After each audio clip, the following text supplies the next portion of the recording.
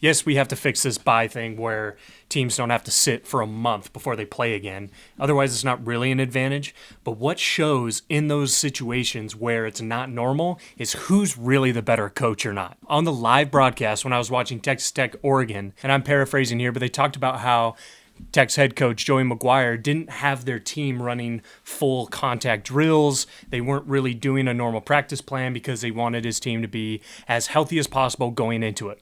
Well, that's the problem. When you get out of your normal routine as a player, as a kid, really, these guys are 18, 19, 20, you're going to get messed up. So that's the one thing that I think gets overlooked about Nick Saban's greatness is no matter how much time that he had off, his team was always ready to go. Always. And that's elite coaching. And that's what these guys who have lost in the playoffs so far, besides Curt Cignetti, they don't have this yet. They don't have the ability to, in these not normal situations, still get the most out of their football team. Because really, unless you make the playoff, you're not faced with anything like that ever before. And there's a handful of coaches that you could even call for advice. And really, you should only call Nick Saban. So yes, I think this college football system needs to be fixed. That's not the point here.